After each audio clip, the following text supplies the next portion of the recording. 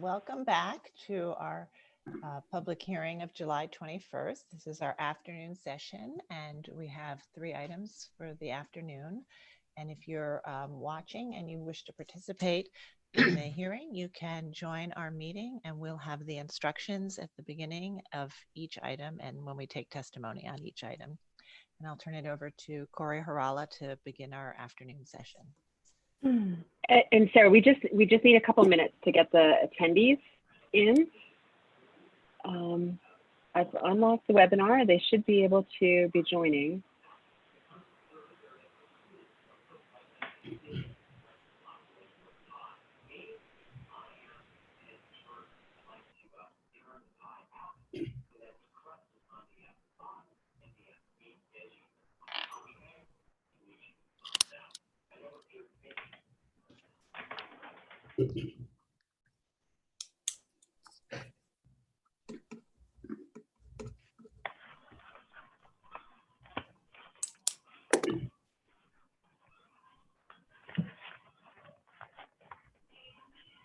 Okay, I see the first of the attendees for this item 4 showing up. So I'll go ahead and start, but again, we may need to pause for just a minute when I'm done before everyone is here.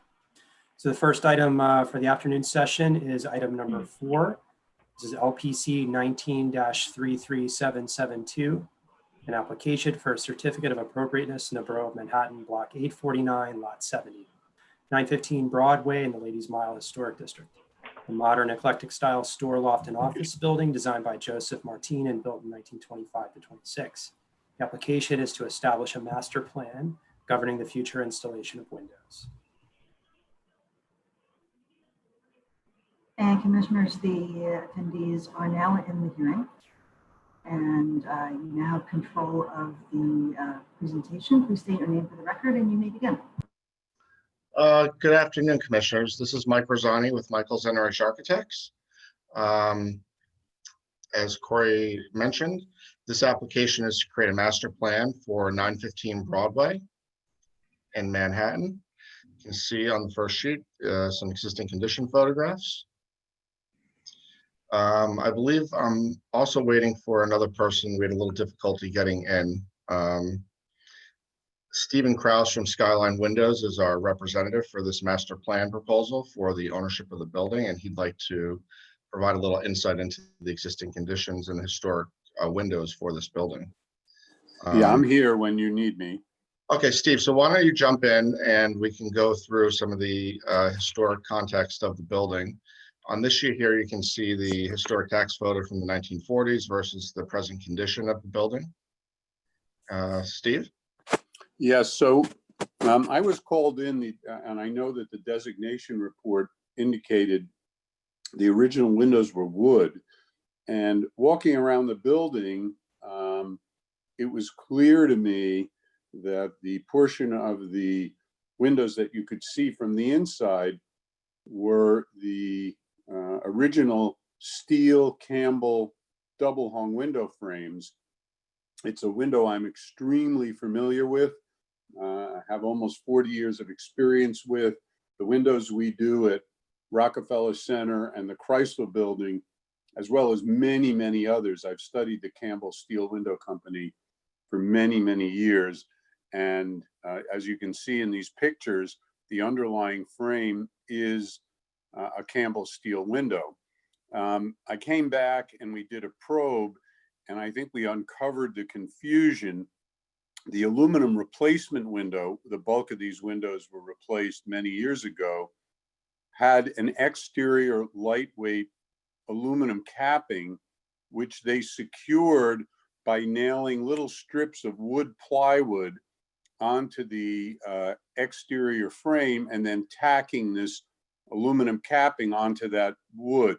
So if the window was investigated, if someone were to investigate what's under this aluminum, they would see wood. So I understand where the confusion came from, but under that wood, that's thin wood veneer, is the original Campbell steel frame. And I'm 100% certain of this. And I'll stop there for the moment. Okay. Are there any questions? Thank you, Steve. So to continue, so again, so this application is to prepare a master plan for the ownership of the building so they can have a consistent look throughout the entire building. Over the years, there's been a lot of random replacements that have taken place, and they'd like to unify the building. From what we found in the tax photos and what's still existing in the building, there are a series of 3/3 windows, and there's a few dozen that still exist in random places of the building. Some have wire glass, some are clear glass, but for the most part, they're all in disrepair and are failing. So when we had a decision to make for the replacement windows for the proposal, we decided to go with a 1/1 window. If we were to go back to the historic tax photos, we can see that it was evident in these photographs that the lower portion of the building historically had a 1/1 window. We felt that that was a more suitable approach than going with a 3/3 window as the replacements. Not only because there was some historic value to the 1/1s, but also it was a desire of the ownership to provide as much light to their tenants. This is a fully commercial office building. It's not residential. So that's kind of the reasoning behind going with the 1/1 pattern. And the windows that Steve and Skyline are proposing are designed in such a way to mimic the historic Campbell steel windows. We are proposing to go with a black exterior finish, most likely with a white interior. And I'd like to open up any questions. Okay, thank you. Commissioners, do we have any questions? Okay, so can you go back to the tax photo for the Yes. moment? Okay, one more? Yeah, okay. So when you said there were 1/1s at the lower floors, you mean in the large commercial windows at the base of the building? In the right? base, yes. You know, there's a large storefront cast iron window system at the first floor and mezzanine. And for the second and third floors, you can see that there were some, these are primarily 1/1 windows with a display window in the center of some of these. Okay, and then since prior to designation, many of the steel windows were replaced with 1/1 windows, and I believe there are some steel windows left, but Correct. right, the majority of them are 1/1, and I think even the commission previously approved a 1/1 at one floor. Is that correct? Yes, there's been several applications over the past few years for replacement of 1/1s, and what prompted this was an application, I forget the exact floor, but one of the tenants has an open application with Landmarks to replace their windows. And it was brought to the attention of them at that point that, the building should really try to put together a master plan so this wouldn't delay future renovations, because they were getting some resistance with the 1/1 versus the 3/3, which was listed in the designation report. All right. Right. So because each application had to go through the public hearing process, so Yes. the master plan was recommended to do it all at once. Okay, so there are the majority of the windows have been replaced, but there are some steel windows left, and the proposals for 1/1 aluminum windows that would replicate the finish and detailing of the original steel. Correct. I can go to some of the drawings that we've prepared of the existing conditions and the proposed windows provided by Skyline. So you can see on the bottom right, there's an existing and a proposed elevation, and we think that we're staying pretty true to the dimensions of the windows in terms of our spacing from the brick opening to the glazed area. It's the same detail and window as the Chrysler building we developed for Chrysler. Okay, great, thank you. Okay, so if there are no questions, let's see if we have public testimony. Lisa? Yes, and we did have one person sign up, and that's Kelly Carroll. And Kelly, I have promoted you to a panelist.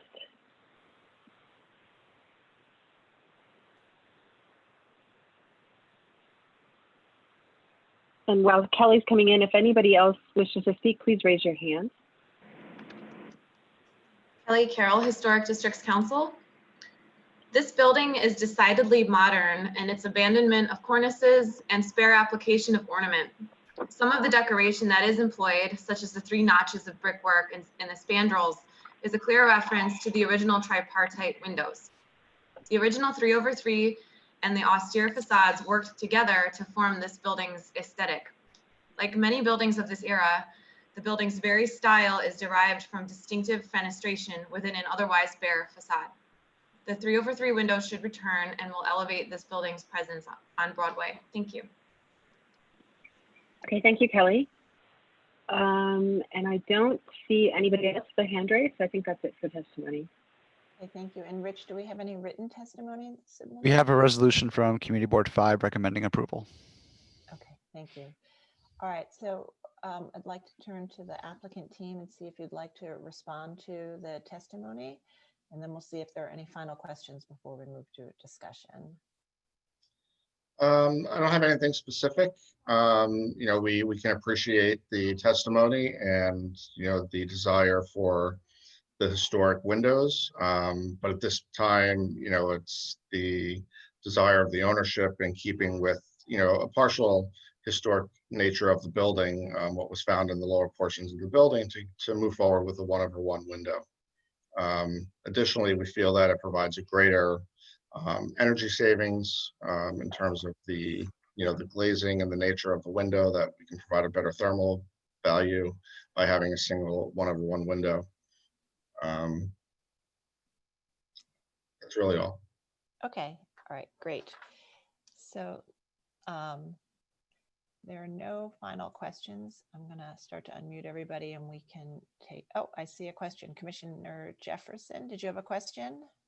Are you saying that if we had 3/3, the thermal quality would not be up to code as a 1/1? Is that what you're saying? I can address that. The thermal performance of the window is by the simulated divided lights is compromised at the divided light verticals.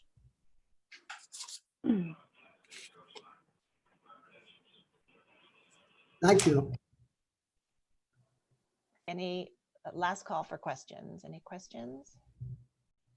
Okay, so let's have a motion to close the hearing. And Commissioner Holford Smith, would you make that motion? So moved. And Commissioner Lutfi, would you second that motion? Second. Okay, so let's begin our discussion. We need to vote. Oh, sorry. Thank you, John. All in favor, say aye. Aye. Aye. Any opposed? Okay, hearing is closed. And we'll start this discussion now. And I guess we'll start at the head of the table. Commissioner Devonshire, would you like to start the conversation? Yeah. I'm actually okay with the 1/1s. I meant to ask if the 3/3 were Calamine windows actually, or if they were also Campbell.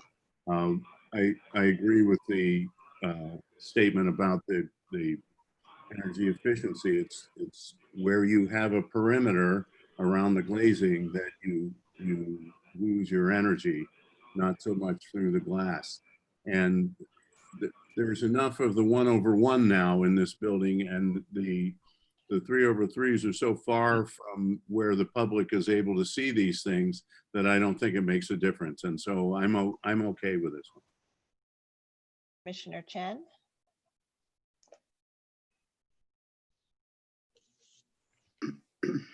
Oops, you just muted again. Commissioner Chen?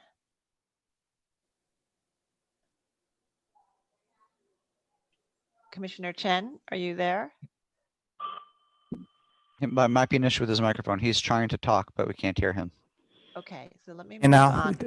I have a there we loose go. connection. Yeah, I have a loose connection. I apologize. Yeah, no, I feel the same way. This is appropriate. Commissioner Bland? Yes, I can go with the 1/1s as well. Okay, and Commissioner Lutfi? I agree. I think it's appropriate. Okay, and Commissioner Jefferson? Appropriate. And Commissioner Gustafson? Reluctantly appropriate. Commissioner Shamir Barron? Yeah, I'm reluctant as well. You know, it's very hard. I think there really is a huge difference between the 3/3 and the 1/1. And if we were to have a sense of what it looked like, if we could, it seems like none of the images really capture whether or not, maybe clarify for me, whether or not there were 3/3s throughout the building, or were they were just in the top setbacks.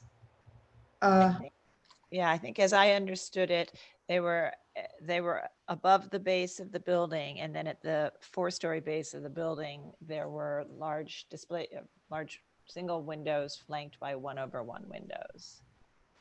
But in the the 4th and 6th floor, there were 3/3s. I believe that that's the case. Yes. Yeah, it's just so hard to see it, to see what it might have looked like. Although if you really look at the images where there still are extant 3/3s, it's a completely different feel of the facade. So while I might have wanted to understand it and to read it, it's almost as though I can't quite even visualize it, which is not to say much. I mean, does that say we shouldn't restore the building to its original configuration? I'm not sure. I mean, I suppose that I can approve it, but I like Commissioner Gustafson, it's reluctantly. Commissioner Holford Smith. Well, I think that the testimony actually hit the nail on the head, because the brick spandrels below the windows in the main body of the building above the 4th floor have a tripartite division, which is clearly echoed in the windows. And I think that given previous decisions that we've made on a building based on the sparseness of its architecture and having the window be the part of the building that really speaks of the building, that I can approve a 1/1 window, and I think that they should go back to the 3/3. Commissioner Chapin. We sort of, struggle with these, obviously. And I guess in this case, I also feel that it's very hard to perceive the difference, although, I'm sure there was one initially, but I think I can approve it based on the fact that it's, I'm really not sure that it's very distinguishable at distance.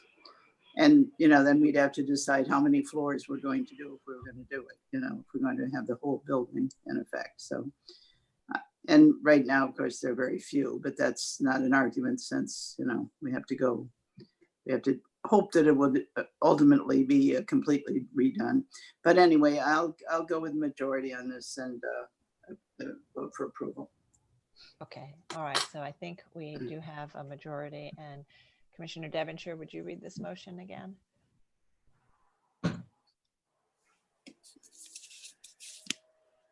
Sorry to get you twice. Okay.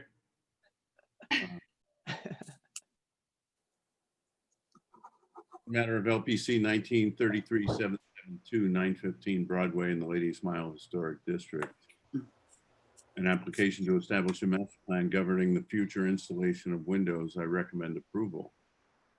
Finding that the proposed windows will match the historic windows in terms of material and operation, that only a few historic windows remain. Therefore, the proposed work will not eliminate an obvious historic fenestration pattern. That by matching the majority of the existing windows, the work will maintain uniformity at the facade.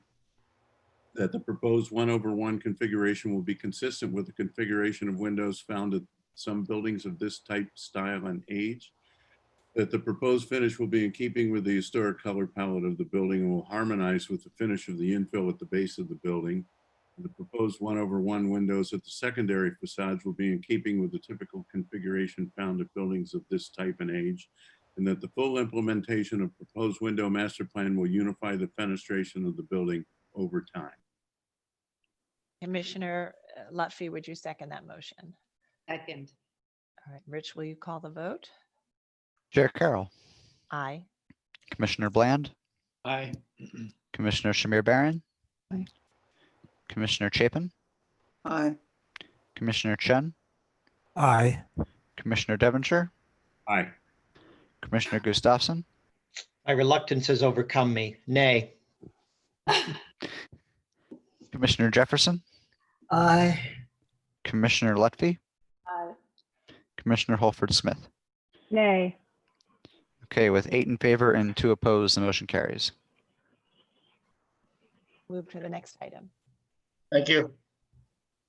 The next item is number 5, LPC 20-06664, an application for a certificate of appropriateness in the Borough of Manhattan, Block 1141, Lot 25, 119 West 69th Street in the Upper West Side, Central Park West Historic District. A Renaissance Revival, Romanesque Revival style row house designed by Tom and Wilson and built in 1891. The application is to enlarge a rear yard extension.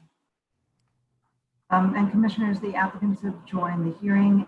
Just note that staff will be presenting this and reading.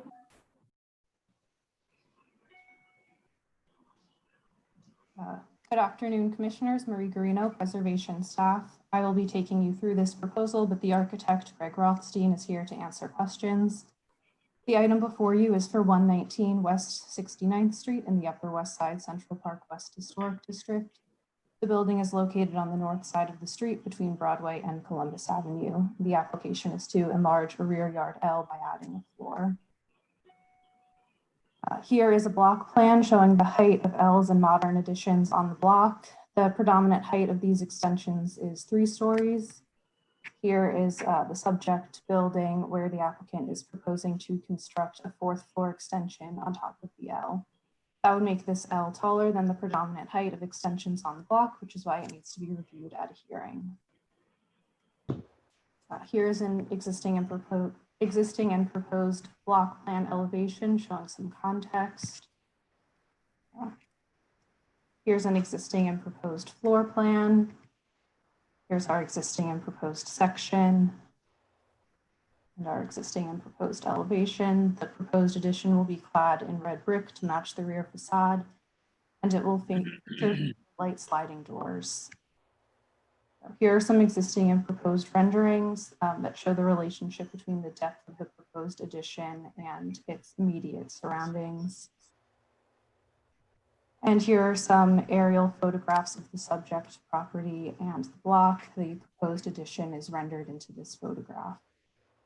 And the addition will not be visible from any public thoroughfares. And here are some more context photographs of the existing terrace and of the rear facade from ground level. Again, the architect, Greg Rothstein, is here if you have any questions. Okay, thank you. And Greg, would you like to add anything at this time?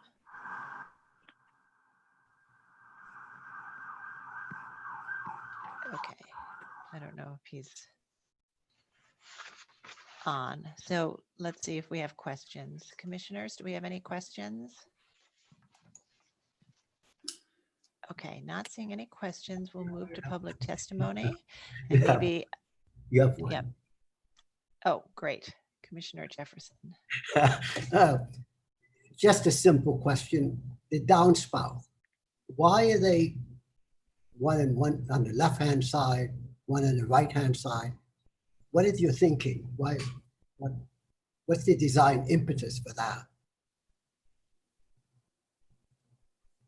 Greg, you'll have to unmute. Yeah. Yes, I unmuted. Thank you, sir. No design at all. We can put it to the other side if you wish. Okay, thank you. Any other questions? Okay, I think we'll move to public testimony now then. Okay. Lisa? Okay, great. We had 2 people, thanks. We had 2 people sign up. I'm going to bring Sean Corsandi in first.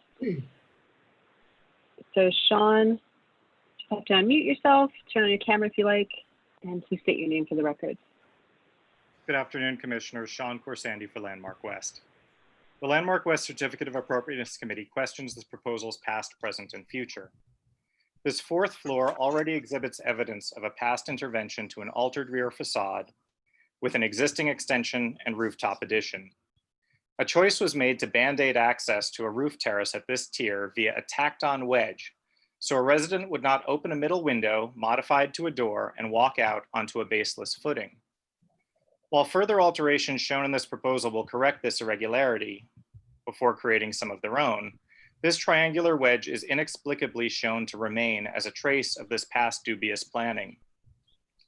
Internally, a second bedroom will be carved out.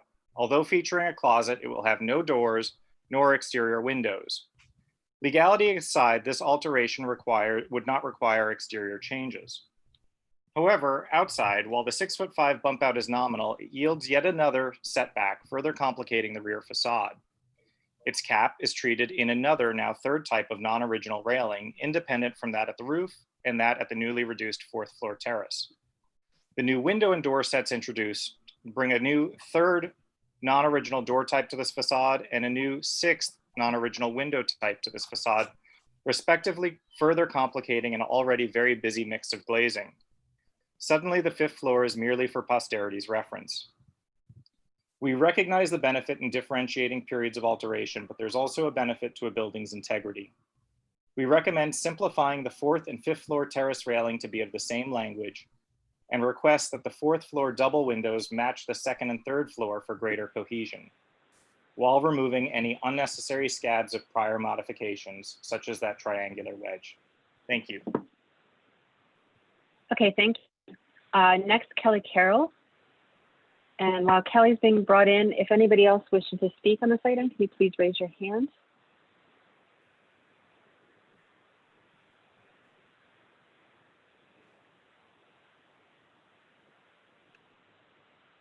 Kelly Carroll, Historic Districts Council. While the proposed expansion is modest in size, it doesn't try to relate architecturally to the host building it appears to have grown out of. The proposed fenestration of the 4th floor doesn't match the established patterns of the lower floors. The railing of the 5th floor is a different design from the existing railings of the 4th story and roof, and so on. On a 5-story building, the elimination of the tripartite fenestration of the 4th floor seems like a loss. Perhaps on townhouses of 5 stories or more, the top 2 floors should be preserved for legibility of scale and uniformity within the donut. Thank you. Okay, thank you, Kelly.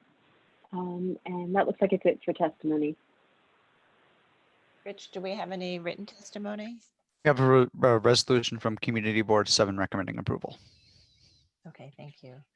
All right, and I'm going to now turn back to the applicant. Greg, would you like to respond to some of the comments that we heard in the testimony, particularly with respect to the design of the addition and its railings? No, I have no comment. Okay. All right, so commissioners, any final questions? All right, I think we will close the hearing and move to our discussion. So Commissioner Shamir Barron, would you make a motion to close the hearing? So moved. And Commissioner Devonshire, would you second that motion? Second.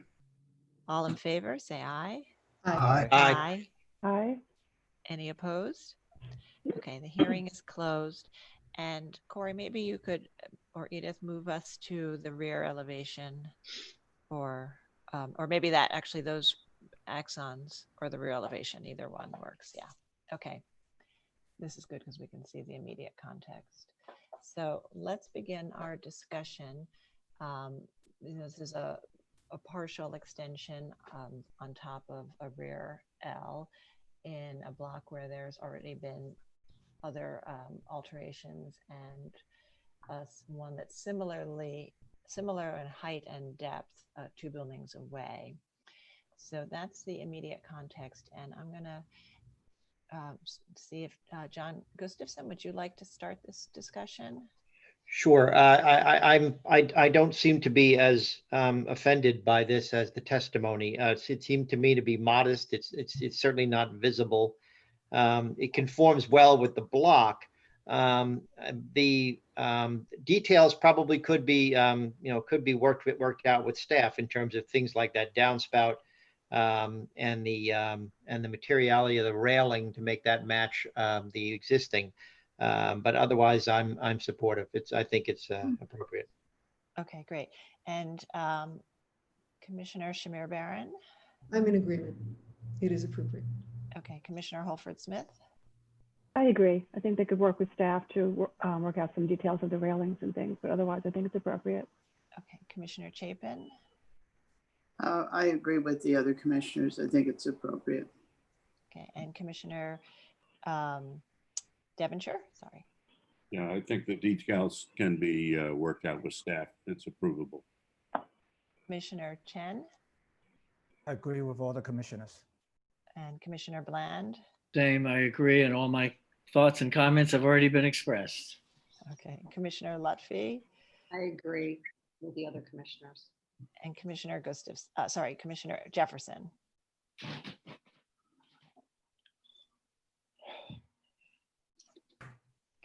Commissioner Jefferson, add anything? Yeah, I agree with the other commissioners. Okay, great. Okay, so I think we have a consensus to approve, and I think I would also like to ask the applicant to continue to work with the staff to refine the details. So Commissioner Gustafson, would you read that motion? In the matter of LPC 20-06664, 119 West 69th Street in the Upper West Side, Central Park West Historic District.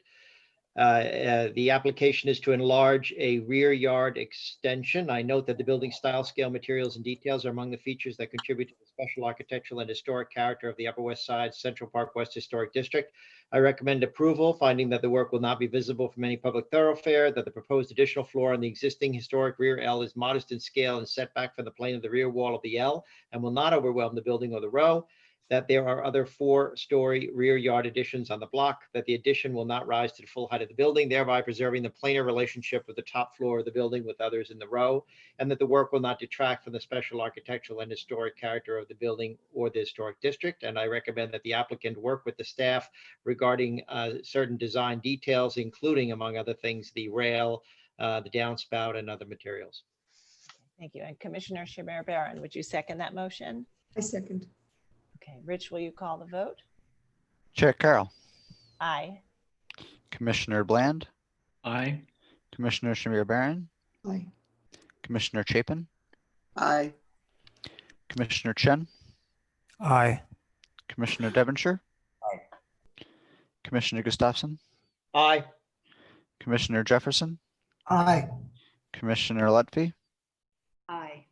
Commissioner Holford Smith. Aye. Okay, with 10 in favor and none opposed, the motion carries. That's approved with those modifications, and we'll move to the next and last item now. Okay, the next item is 6. This is LPC 20-10914, an application for a certificate of appropriateness in the Borough of Manhattan, Block 1377, Lot 58, 706 Madison Avenue in the Upper East Side Historic District. A neo-federal style bank building designed by Frank Easton Newman and built in 1921, and a commercial and retail building designed by Page Ayers Cowley and built in circa 2016. The application is to replace windows, doors, and railings and install a statue, awnings, signage, and rooftop HVAC equipment. Commissioners, the applicants have joined the hearing. Please state your name for the record, and you may begin now. Control of the slides and the ability to present. Okay, terrific. Thank you. This is Cass Stackelberg of Higgins, Quaid, and Partners. I'm actually calling in via phone because my internet connection is off. My colleague Lakin Cole will be advancing the slides. Can you all hear me all right? Yes, we can hear you. Okay, great. Thank you. Sorry for the technical difficulty. So we are also joined from the project team by Michelle Franck from Space Smith Architects, the architect of record. Katie Tuttle, project mechanical engineer from Henderson Engineers, and I believe our clients are also tuning in. The project is for Hermes, who will be relocating from its current store at 691 Madison to this collection of buildings at the corner of 63rd and Madison. They're currently located one block to the south. On the slide, as you can see, this is a photo of 706 Madison Avenue at the corner, which is a historic building. And then the two framing brick buildings of 4 and 5 stories are of recent construction, completed in 2016. This is within the Upper East Side Historic District. And as Corey noted, we're seeking a certificate of appropriateness for the installation of signage and awnings, storefront and window replacement, the statue on the roof and rooftop mechanicals. Next slide, please. So this is a photograph of the current location, Hermes's store at 62nd. This is a commercial building on the on the northeast corner of 62nd and Madison Avenue, constructed in the 1920s. It had enlargements in the 1980s that were approved under a MOU. In 1999, the commissioners approved under a C of A work for Hermes, including exterior signage and also the installation of the signature Hermes Cavalier on the roof, the statue, which you can see in detail on the right. And under that certificate of appropriateness, the commissioners found that the proposed statue, and I was reading from the permit, the proposed statue would recall historic follies, would be in keeping with historic advertising methods, and would be in keeping with the commercial character of Madison Avenue. This store will remain open until work at the corner to the north will be completed. Next slide.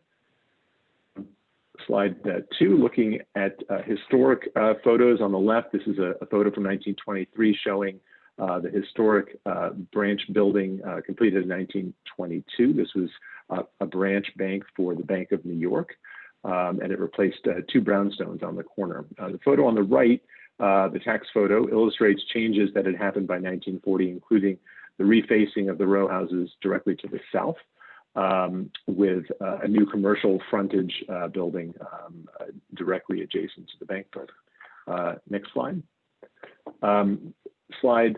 This slide illustrates photographs from the landmarks collection for the designation period for the Upper East Side from the early 1980s, and this shows sort of further changes that have occurred had occurred at the corner. So on the photo on the left margin of that photo, you can see that a commercial building had been cut down, and a 2-story extension to the bank branch was constructed. And then on the photo on the right and the right margin, the 5-story row house on that site had been demolished, and a side yard with a brick wall was constructed in its place, and that's what was existing at the time of the designation.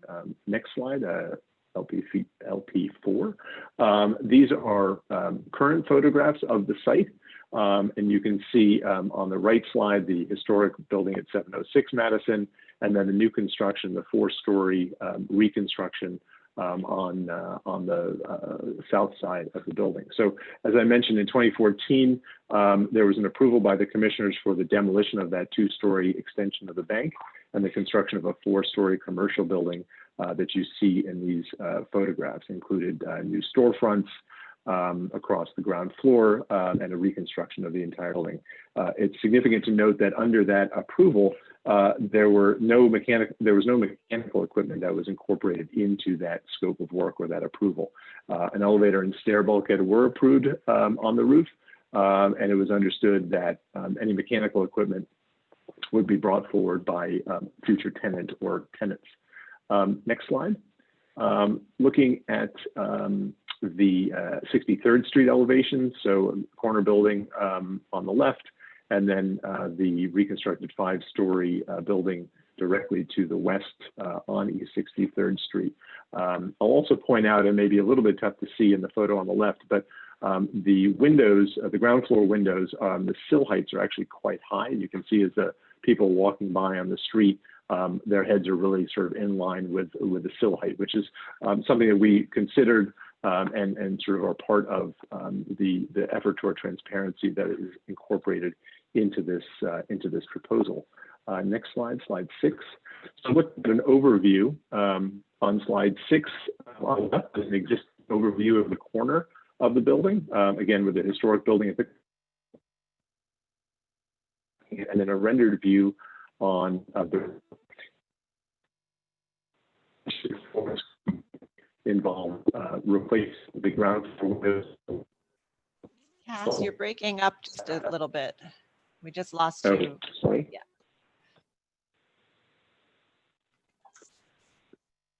Proposed work includes replacing the ground floor windows and the entry door, installing signage, the Cavalier sculpture on the roof of 706 Madison, and then rooftop mechanicals on the portion, the four-story portion on Madison Avenue.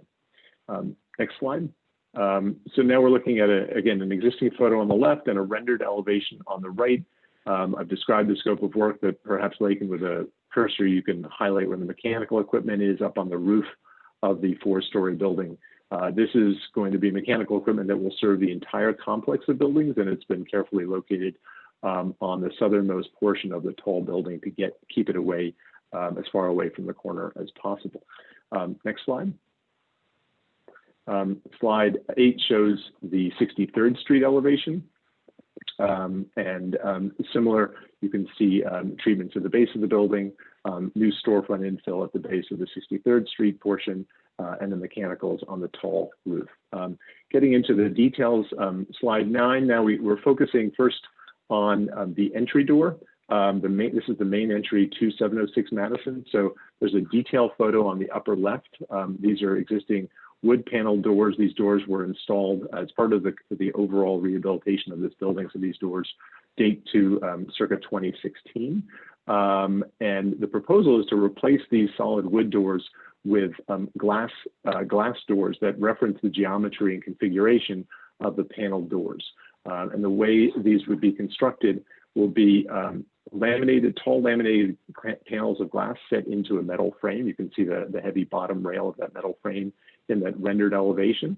And then there would be cut glass panels adhered to those tall glass panels. So sort of read as monolithic, but it will provide both transparency into the store. It'll provide necessary security, and will reference the historic configuration of the door, of the existing door.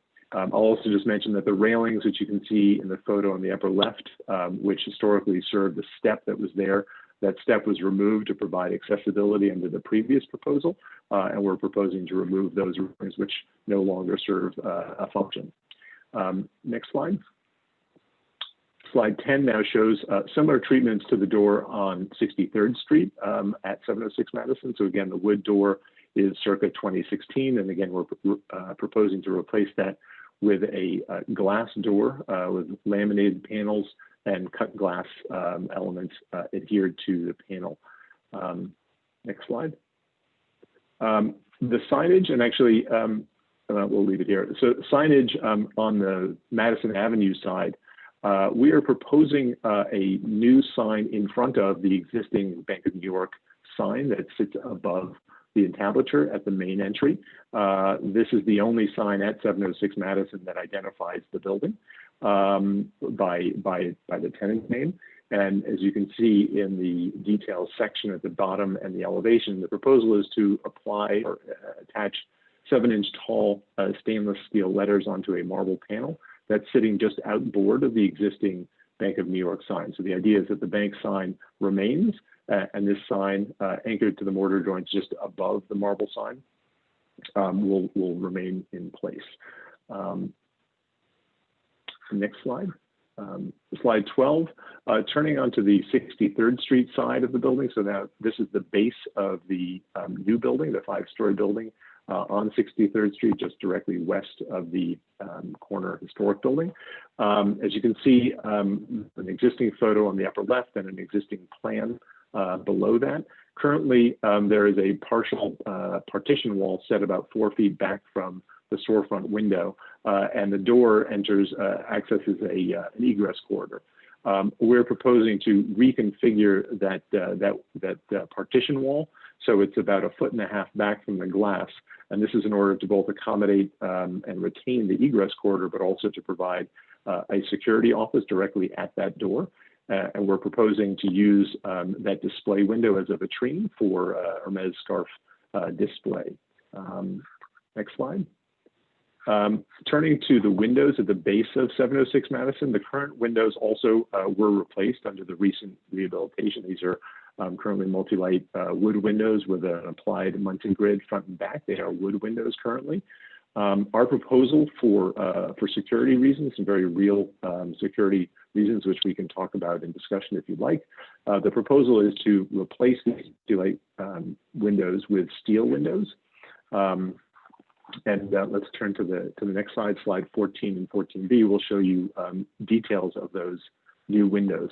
The section on the left is a section through the existing wood window, which I mentioned is of recent vintage. It's an insulated glass window with applied muntin grids front and back, wood trim, and our proposal is to use a Hope's steel window, double hung steel window, matching the configuration and very closely matching dimensions. They're modest sort of 1/8 inch, 1/4 inch dimensional changes, and adding wood trim around at the sill and the jambs in the head to more closely replicate what is there. But these will provide the required security that Hermes needs at the ground floor of the store. And then 14B is a plan section. Again, important to note that the plane of the glass, both for the top sash and the bottom sash, will be positioned in the existing plane. So that will match. So in other words, when you're looking at the ground floor windows, there will be any different floor windows. They'll all be finished with the same lac paint. Turning to next slide, we are proposing awnings at the second floor.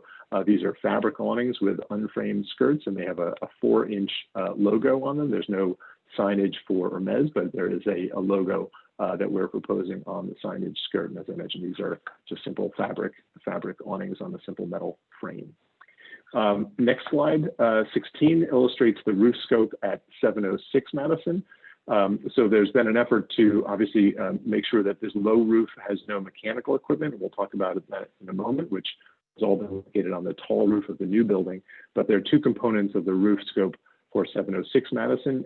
At the corner, the northeast corner of the roof, we are proposing the Hermes Cavalier, similar to the statue that is on the roof at 691 Madison, directly to the south. And then as well, replacing a glass railing with a metal railing, and I'll show you details of that in just a moment. LP17 includes some information about the Cavalier. The drawings at the bottom illustrate its position in plan. It's set onto the roof and is just over the balustrade, but does not anchor to or attach to the balustrade in any way. And then a rendering on the upper right of the slide and a photograph of the existing Cavalier at 691 Madison. We've also included the three photos at the top of the slide. We've included images of other, what we refer to as is a sort of traditional sign type seen throughout the city. The image on the upper left is at the old homestead in the Gansevoort Market Historic District on Lower 9th Avenue. The black and white image in the middle for a pipe store from a 19-teens photograph on Broadway near Spring Street.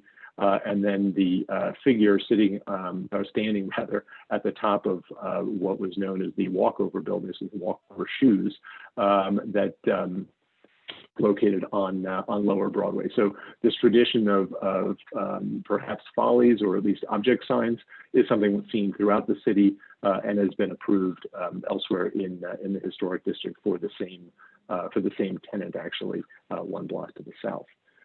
Next slide, slide 18, just illustrates the changes to the balustrade. So currently the balustrade is not code compliant in its height and also is more open than code allows in terms of the 4-inch diameter.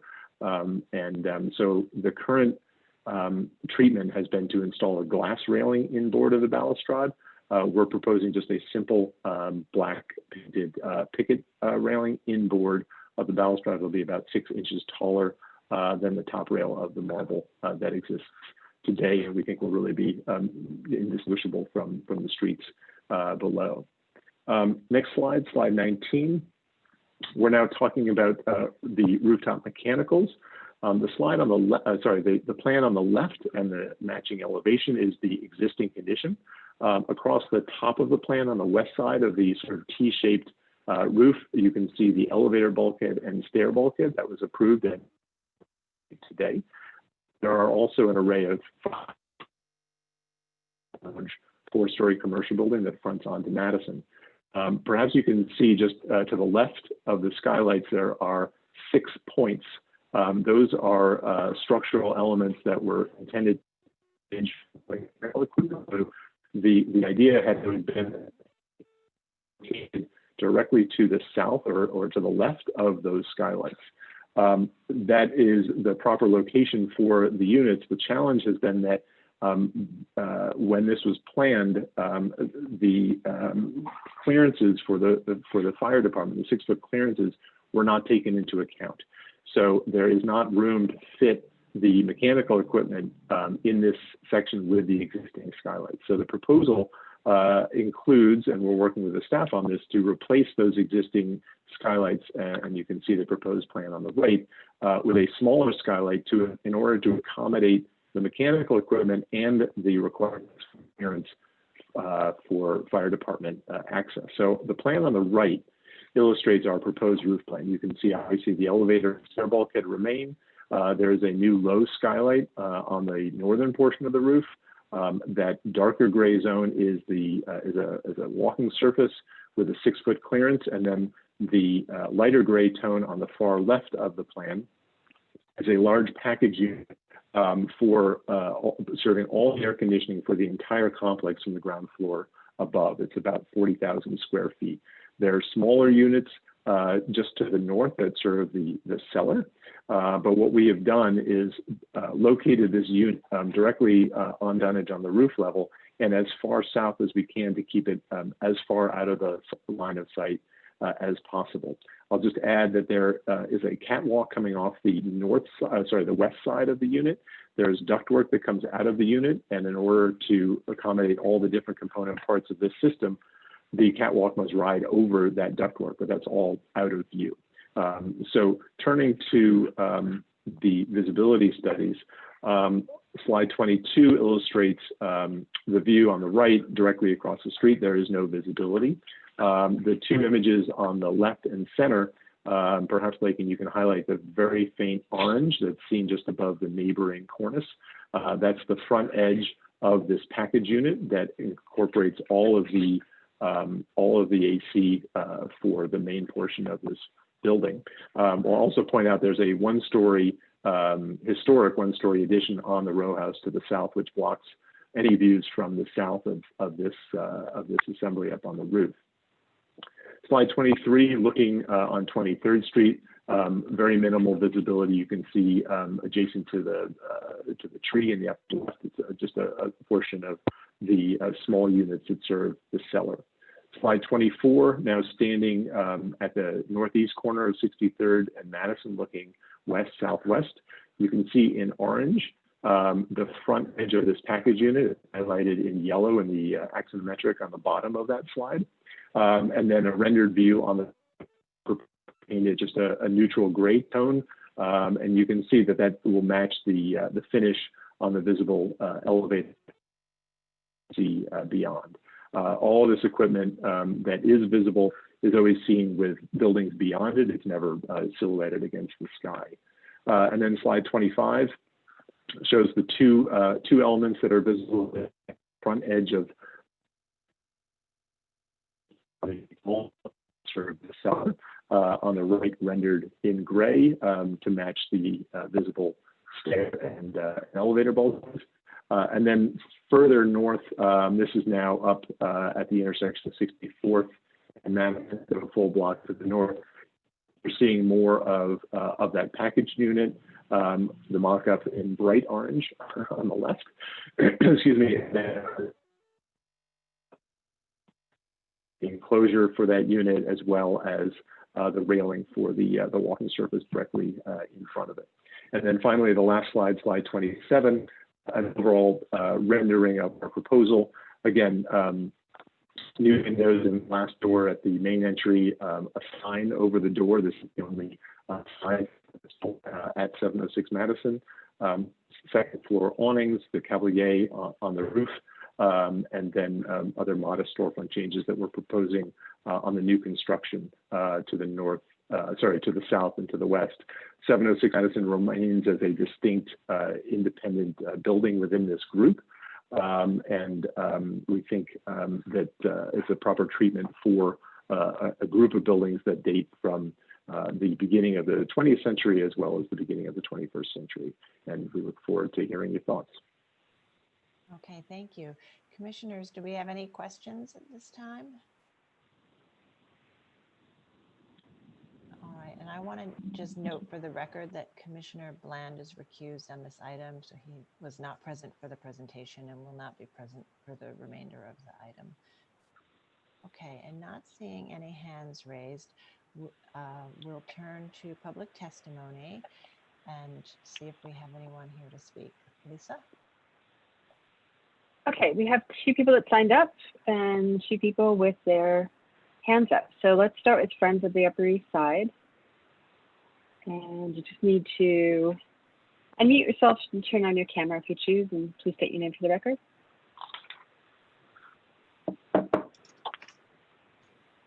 Hi, it's me.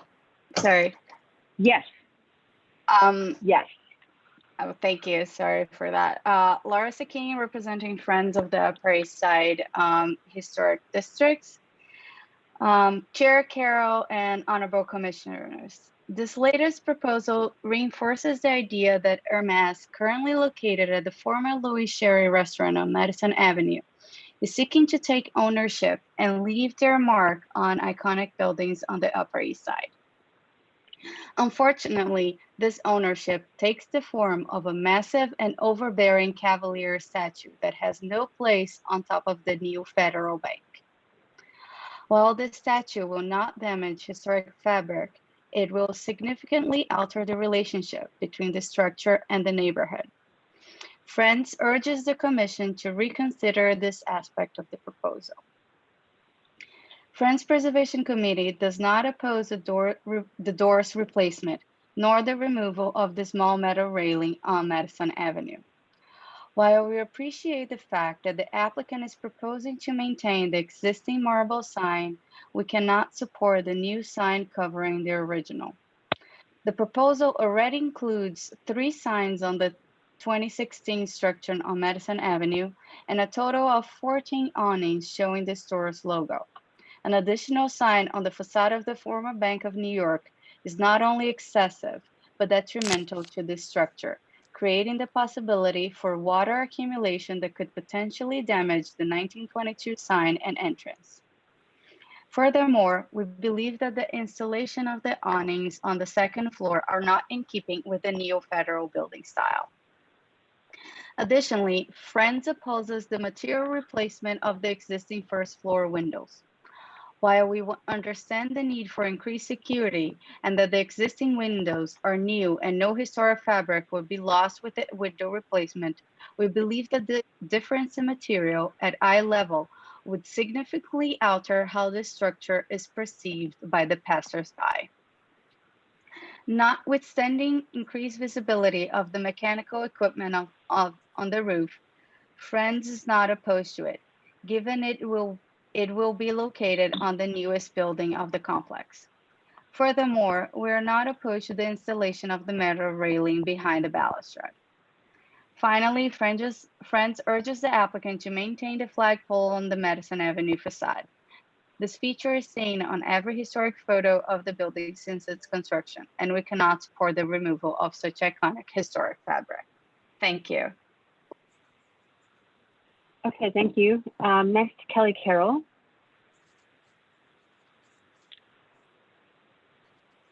Okay, Kelly, I've brought you in.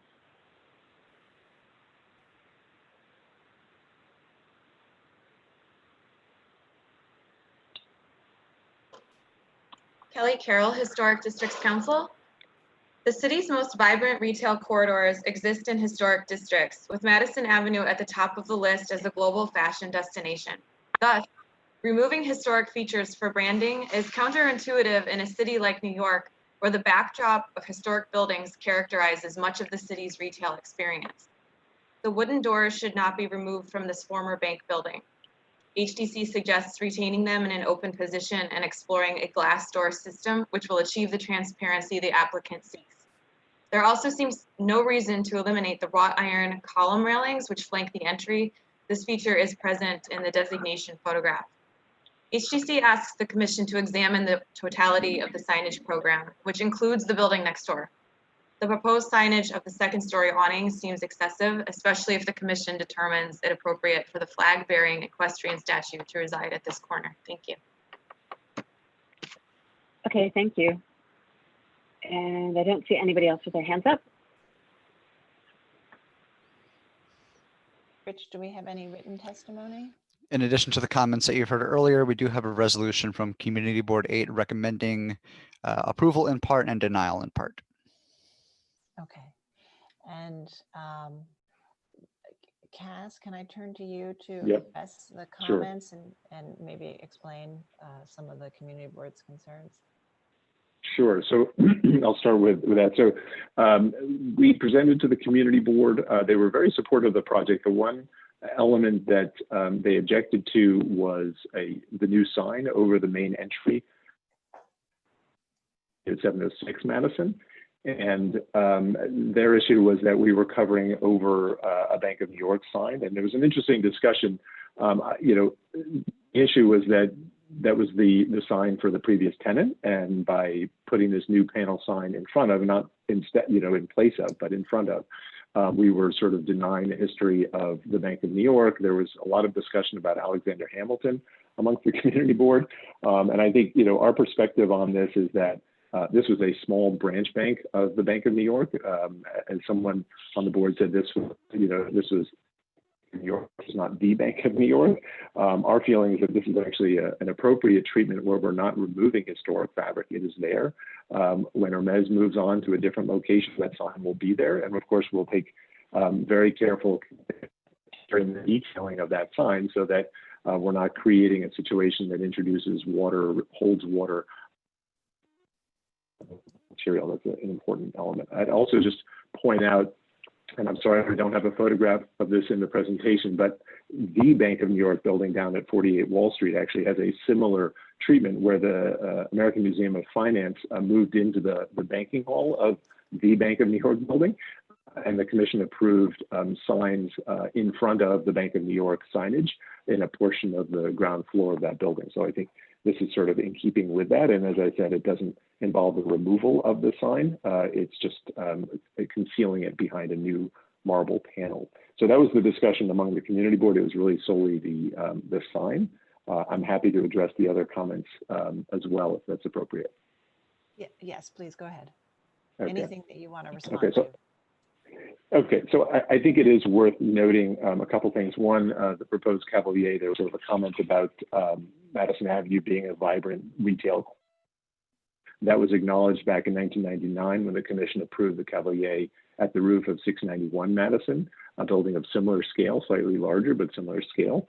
So I think the proposal that we are bringing forward today is similar. It speaks to the commercial nature of Madison Avenue. It's in the tradition of other similar sign types seen throughout the city. And it's sitting on the roof and similar to the sign over the front door. When Hermes moves on, that statue will easily be removed. So I think that's another consideration.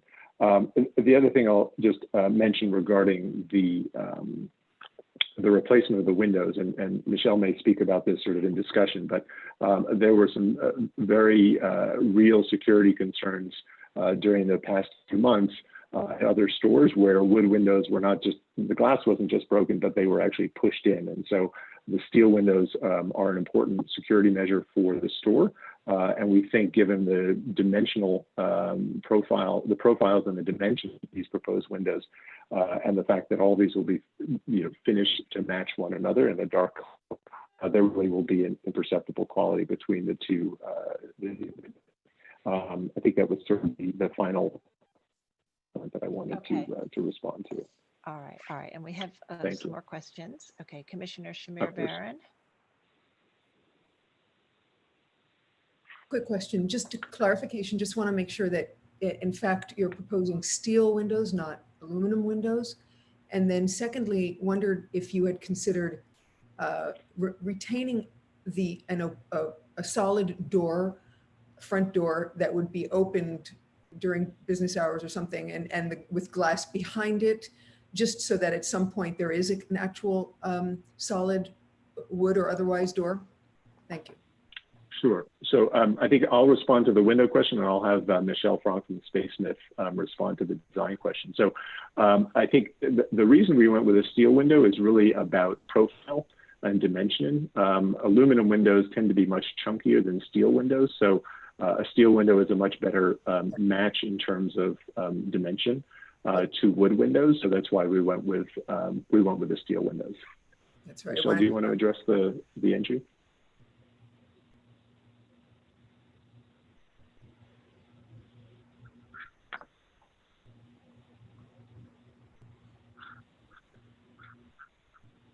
Michelle, can you respond to the design question about the entry at 706? He is muted. He needs to unmute himself. He's not muted. It's, I think there's a problem with your microphone. Okay. There you go. Good.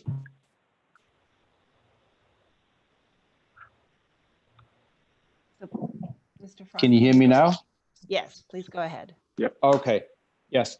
As I was saying, I'm a licensed architect in the state of New York, and I've made a number of presentations to the landmarks, and I thank you for hearing our presentation.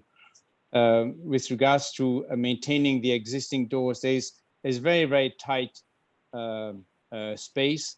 The doors originally were designed for a bank, not for necessarily for a retail environment, and maintaining the set of wood doors that are open during the day, and another set of glass doors behind, and a third set of vestibules behind. It was making the conditions around that entrance very, very tight. Also, the doors need to swing out, and originally the doors that were in the buildings were swinging into the space. These new doors are swinging out, and our concern is that they're swinging out too far on a regular basis into the traffic. They are coming out past 18 inches past the face of the building, which is okay for a door that is open occasionally, but it would really defer or make the entrance into the building more cumbersome and not in favor of making it more difficult to enter the building. It would sort of like have a black frame covering the columns on either side of the building. So yes, while it is a possible condition, it would really effectively be detrimental to the design of the building itself. If I can also just add one thing to that, I'm sorry. I think one of the challenges with leaving those doors open, as Michelle said, the opening itself is quite narrow. It's only 5 feet, so each leaf is quite narrow. So if those doors are then held in the open position, passersby coming north and south on Madison Avenue you wouldn't really be able to see into the space until you were directly in front of the doors. So they would provide sort of more of a barrier than a welcoming. Exactly. A glass system would actually allow for the doors to be shut and for some transparency in daylight, but also to recall the geometry and the configuration of those historic panel doors.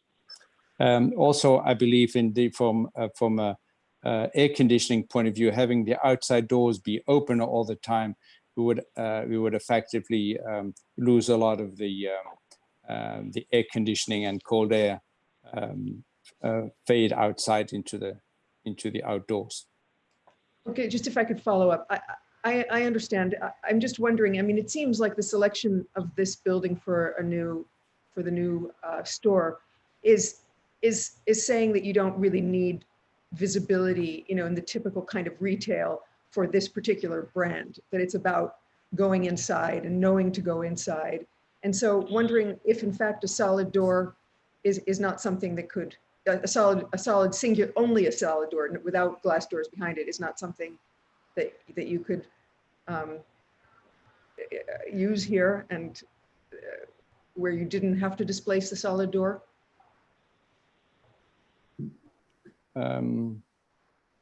Our design intent is to have it to bring the building into bring the building more current, to maintain the aesthetic and the interest of the old fashioned door, the door with recessed panels.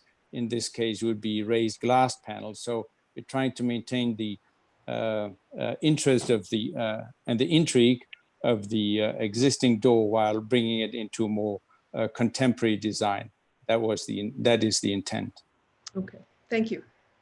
Thank you. To follow up on the question, since there is this discussion about how to preserve the wood doors, and I understand the problem with it being an in-swinging door and it'd have to be on the outside. And I wonder, and I haven't looked at the section, so this may not even be technically possible, but had you considered, or would it be possible to have the wood door on the inside in the open position going in, and then your glass doors as your functional doors on the outside? Would not make them the primary door, but they would at least be retained.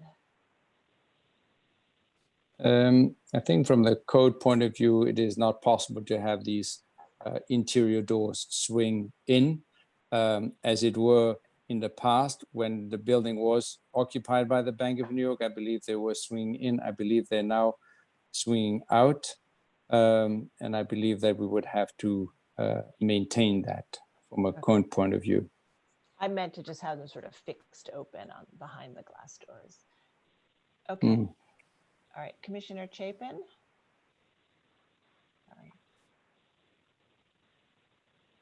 I just wanted to clarify, there was a question, testimony stated that there were, I think, 14 awnings. I think there are 9. Could you just clarify? It's the second floor, all of the windows have awnings, is that correct? Yes, indeed. Right. Yeah. There are awnings on the 63rd Street side. There are 3 awnings on the Madison Avenue side and the bank building, and there are 5 awnings on the 706, the new building, also on the second floor. So to reiterate that, sorry, go ahead. I just wanted to ask, so one of the windows, one of the windows or door does not have an awning. Is that an actual door on that floor, or? Correct. Okay. And those awnings don't say Hermes. There's just a simple small 4-inch logo on the flap. Got it. And all of the awnings have a little logo on the skirt. Okay. That is correct. Oh, sorry, I didn't mean to. Right. Any other questions? Commissioner Jefferson, please go ahead. I have a question on the awnings. Are the awnings essentially, are they functional? Or are they purely, are they advertising or branding? They're all fixed shelves and have a small logo on the flap. Kaz, would you or Licken, would you like to go back? So they're well, not. I think so they're functional. They're not retractable, which is actually probably a positive, because retractable awnings end up having a much larger housing. So they are. They certainly serve a function in addition to allowing for simple graphics on the skirt. They cut down on the, obviously, as a traditional awning does, they'll cut down on the, the sun coming into these spaces, but they are not operable in sort of the sense of an operable awning. They're not essentially sun shading, because you would have it on the lower floor also, correct? If they were going to be sun shading. So they're basically a branding device, correct? Essentially. Correct, and they're linking, right, they link. But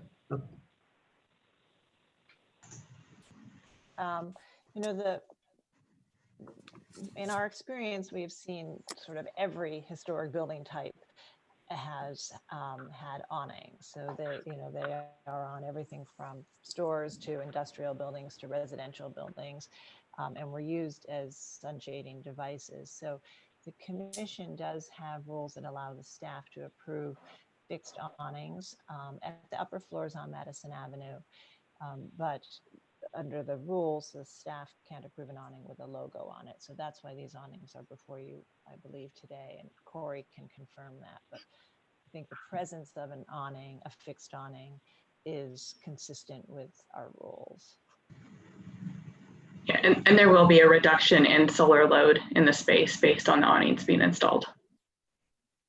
Okay. All right, any other questions? All right, not seeing any other questions. I think we can move to our discussion, and Commissioner Shamir Barron, would you make a motion to close the hearing? So moved. And Commissioner Jefferson, would you second that motion? I so second. Okay, all in favor, say aye. Aye. Aye. Aye. Any opposed? Okay, hearing is closed, and we'll begin our discussion. And Everardo, would you like to start, since you were just asking questions? Yeah. You know, the main issue for me is that the awning are a distraction from the elegance of the building. I mean, they're just linear elements, and they kind of distract from the roof and from the roof plane. So it's just a distraction, and that's one. And B, I don't mind the glass doors. I think they're okay. They're kind of a shadow of the existing wood doors, and I think that's fine. I think the whole project is nicely worked out. I do think that the handrail, the guardrail, personally, would be better with glass. But if they want to have metal there, is fine. But glass would be more invisible, I think. But I have no strong opinion about that. Okay. Okay, Commissioner Lutfi. You know, this is a kind of a funny one in a way, because, you know, you're putting a retail store in a building that is very closed. But in truth, you know, there needs to be some visibility. Now, I'm really actually speaking about the doors for a minute, but I'm speaking about the whole thing. So you need to create opportunities to like let people see in visually. I mean, I liked what Addie said about, you know, this is an exclusive store and you have to want to go into it. I mean, I do agree with that, but I still think that, you know, Madison Avenue is a shopping avenue, you know, maybe not at this moment. And people like to walk up and down the street and peer in. So I'm not actually having, so the applicant's trying to figure out how to make this work. So I'm not having a problem with the doors, because I think it's very unusual for retail doors not to be glass. And I do appreciate that the applicant is, you know, at least acknowledging what was there in terms of the design of the doors. I also like the windows. Okay. I think they work, and I don't have a problem with that. You know, the awnings, I agree with Eduardo about it, but I think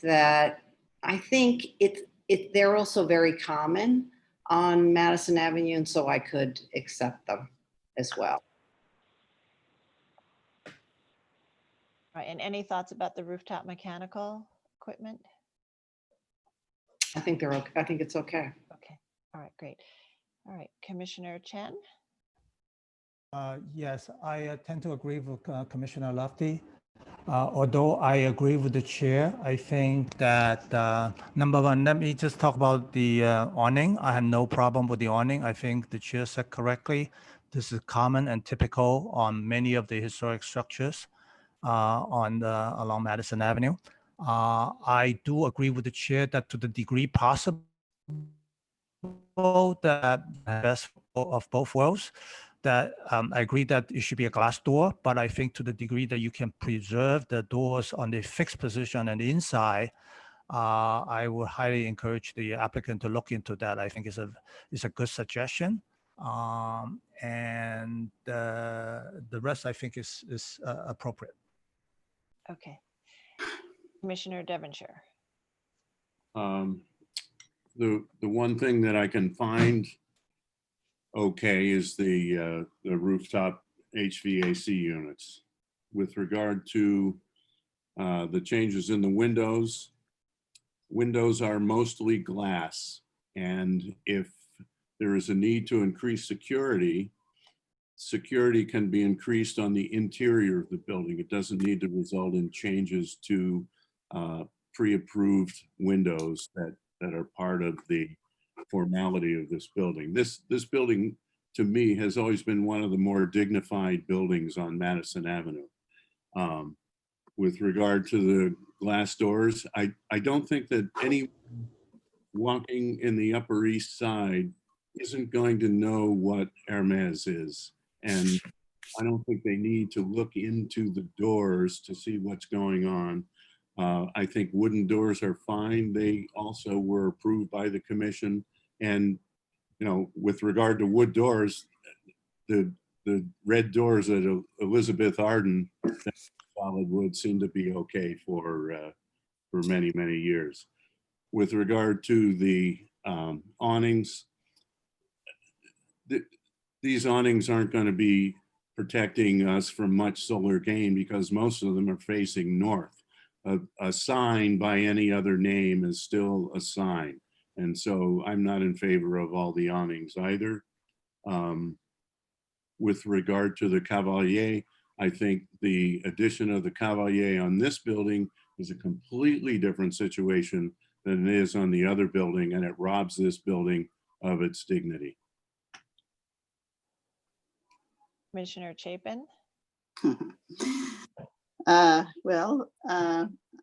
I think I could approve the glass doors because they're not original, and they are, I think it's actually an interesting referential adaptation in this case.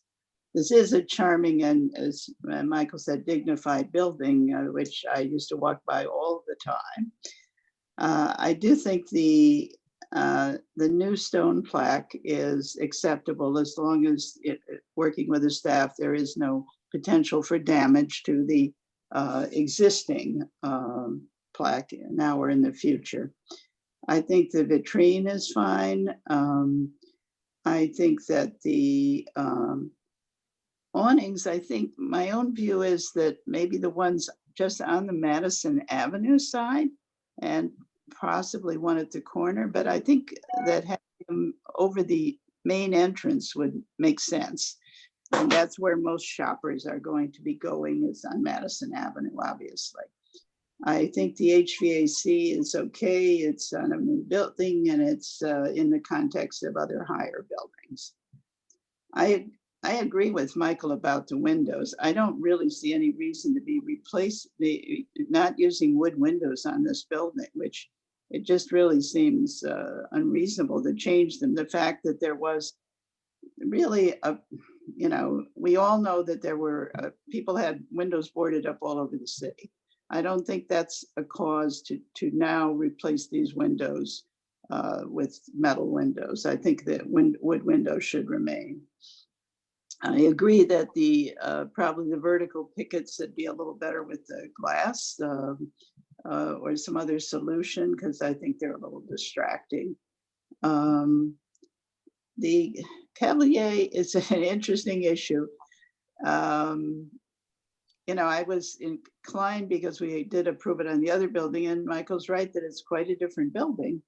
But, I think I look at it as sort of an art thing, and I'm sort of in favor of these art expressions, but of course it is advertising. That's really what it is.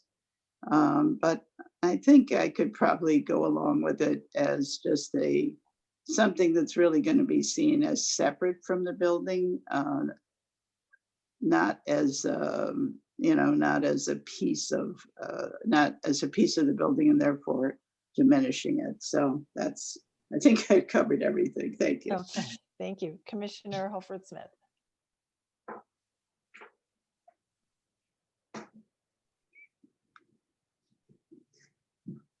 Can you hear me? Yes. Sorry, I had some computer difficulties and had to call in, so I missed the beginning of the discussion. So maybe you could come back to me. Sure, absolutely. Commissioner Shamir Barron.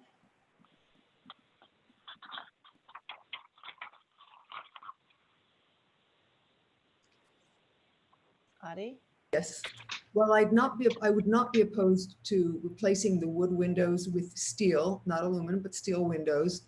I do think that the front door needs to remain wood, whether there's glass sliding behind it or there is some other situation that helps them in terms of visibility. I think it needs to remain wood.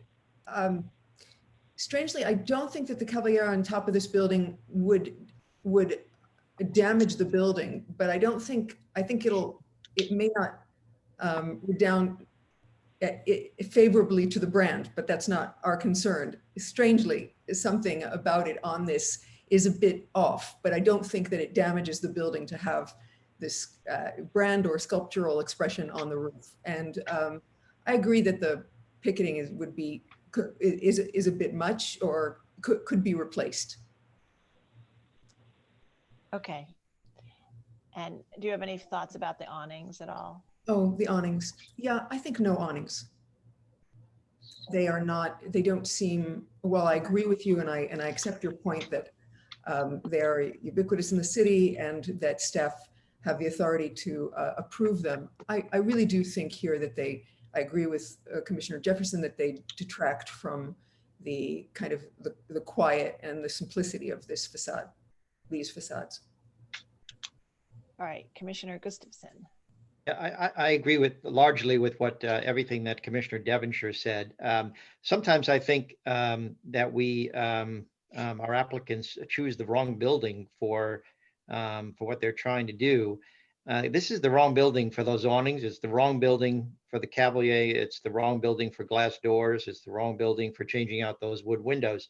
That doesn't mean that it's not the right building for their client, which is to say, I'm from Staten Island, and I can recognize their brand without seeing a horse on top of the building or seeing through the front doors. So I think they can get the job done, and still do that without robbing the building of its dignity. Mayor Holford Smith. Apologies, I missed the end of the presentation and the beginning of the discussion. So it sounds like there's, and something I was thinking too, is that what Commissioner Gustafson just said is that perhaps they selected the wrong building for their needs, but I think that the wood windows on the ground floor should remain, and I don't support the awnings. And I think that the Cavalier is also out of place here on this building. I'm actually okay with the glass doors. I'm a little concerned about the stone panel. I don't know if that was discussed. The stone panel that's replaced in the Bank of America. Sorry. I would think I would rather have a small sign to the side of the door rather than see the Bank of America sign covered. Okay, and I think that the wrought iron railings at the base of the columns should remain. Okay, all right. Okay, so I think we have a lot of comments. There's some support for some aspects, not support for other aspects, and it's kind of sort of different for different commissioners. So, so at the end of the day, though, I think the only thing right now that we have enough to vote on would be the rooftop mechanical equipment. So the rest, I think there were concerns, or while some were okay, there were concerns. So I think that we'll take no action today, and we'll ask you to work with the staff to think about some of the concerns, including, some had concerns on windows, others on doors, others on awnings. and the signage, both types of signage. So we'll take no action. We'll have you work with the staff and we'll have you back if you'd like to come back and respond to these comments. Okay. So. Okay. Thank you. All right.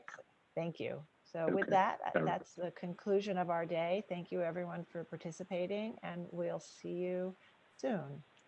Take care.